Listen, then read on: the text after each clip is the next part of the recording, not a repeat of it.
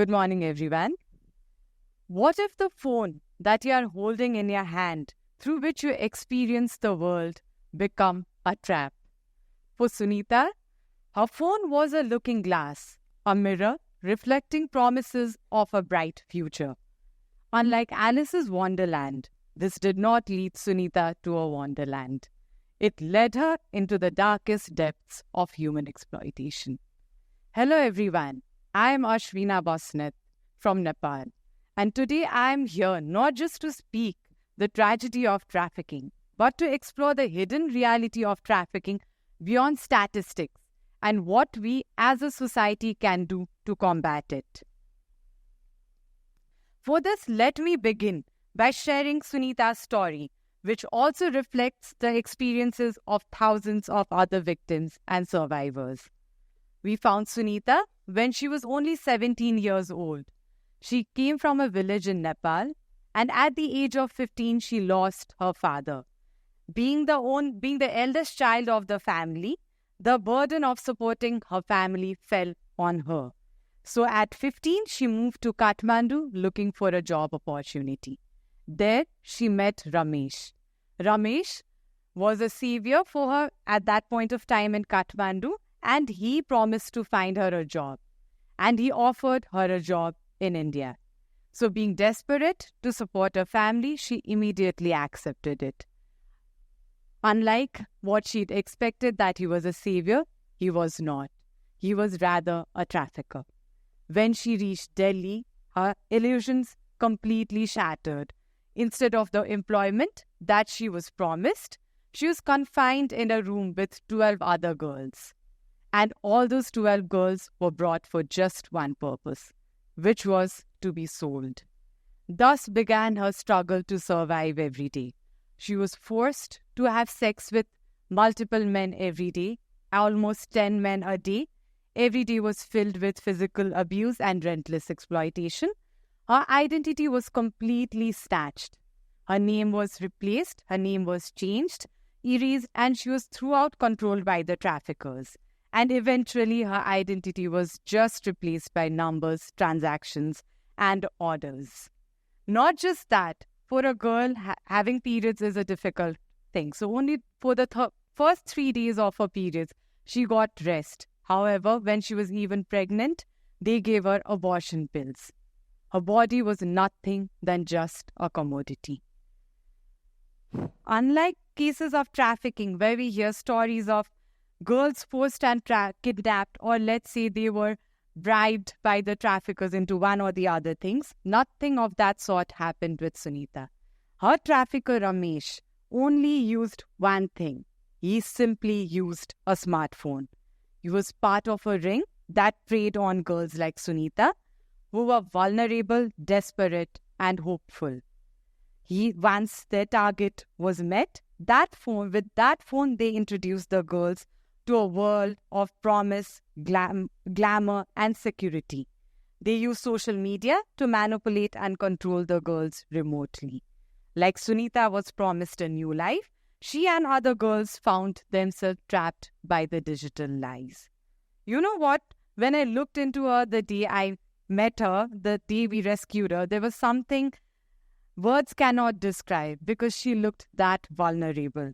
She was in desperation, helplessness, and had complete loss of hope. Traffickers try to break persons' sense of identity, leaving them with a hollow shell filled with nothing but loneliness, disgust, and betrayal.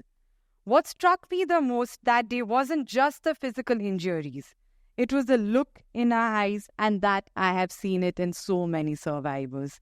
There were a mix of fear, shame, and confusion. Fear of what she had underwent through, fear of what came next, and also the endured unspeakable horrors that they were kept in. There was also uncertainty of the future. Similarly, shame for what she had been forced to do. It was her consent through which she had moved to India. But the weight of carrying the blame and trauma inflicted upon her, she did not know how to face the reality. Similarly, confusion about her own worth as her identity was completely stripped away. And her identity was just reduced to a mere object for exploitation. I can go on and on sharing the stories of what the victims go through. They are sexually abused, raped, and exploited in every possible way. Once the girls are forced into the industry, they have to have sex with as many possible men that the traffickers ask them to do. They are manipulated into believing that they will get good money. But however, initially they are given a bit portion of the money that were promised. But later on, they just don't give the money. So that makes the traffickers just go on and on to exploit the girls the way they want. And eventually none of them get it. I still remember one of the rescue that I was part of. A girl, she told me she'd been there for good 4 months. And she told me, right now, the only thing I can look for is the money that I was promised. I'm not very sure if I'm going to get it ever or not. So that made her much more hopeless. Sunita's story is just one part of the larger crisis where thousands of girls are trafficked from Nepal to India. The exploitation is fueled with poverty, deep-rooted gender inequality, and the false promise of a better future. In case of targeting the victims, the traffickers don't rely just on physical force. They rely on psychological tactics, using technologies like phones and social media to trap the girls. In Sunita's case, Ramesh built fake trust, acting like her protector. With just a smartphone and some money given as gifts to earn trust, he made her believe in a world full of possibilities, glamour, and hope. This has become a new age digital grooming process where manipulation techniques like technologies are used to build dependency, to control over the victims. These tactics have become much more powerful. And what is the reason? Technology and social media and messaging apps that we use. With traffickers using social media, they can easily establish connection, they easily monitor, and they manipulate potential victims remotely. And once the victims figure out the reality, with the same smartphone, they manipulate as they have access over all their data and their family, so the victims are much more hostile, doing the things that the traffickers expect them to do. The girls are trapped even before they realize what's happening. Sex trafficking isn't just a result of individual desperation. It's a billion-dollar industry that thrives on deep-rooted socioeconomic vulnerabilities.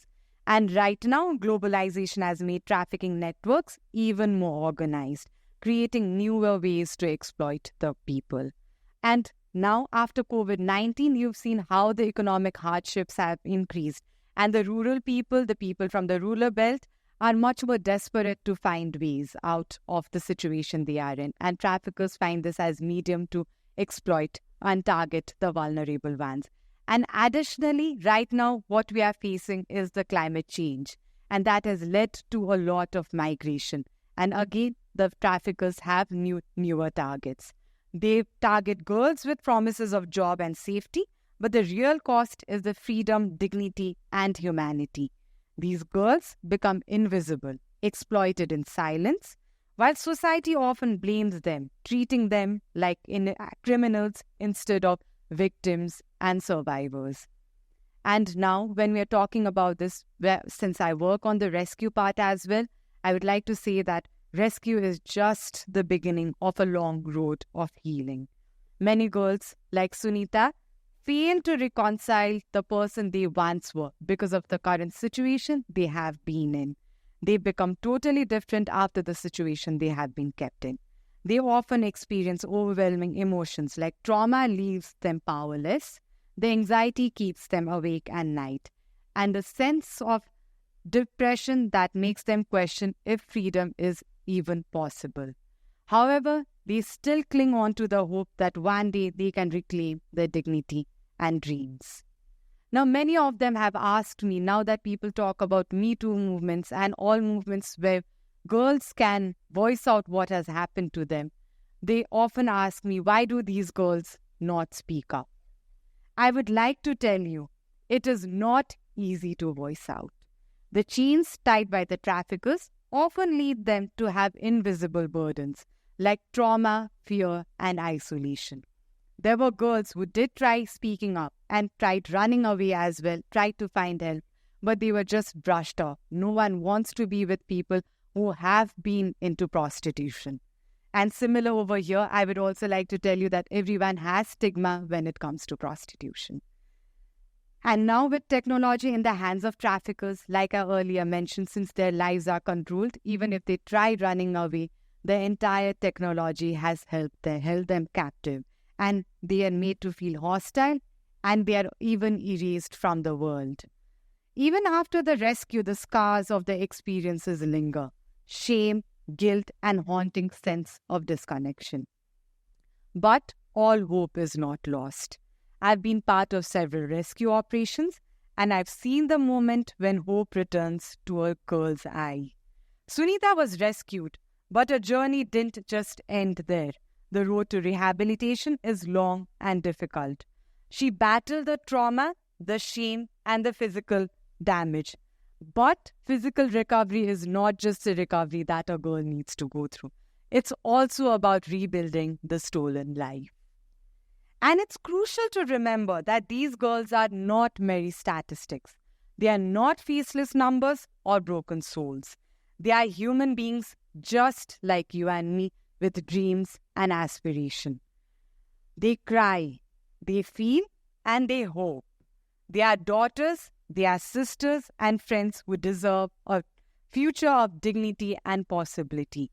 Each one of their story, if each one of them have a story, and each story matters. I am a researcher and freelancer who has done individual work and collaborated with organizations working on trafficking that offers survivors of trafficking psychosocial counseling, healthcare, and education. Currently, I would like to say Sunita, against all odds, has finished her schooling with high dreams of looking forward to a good future.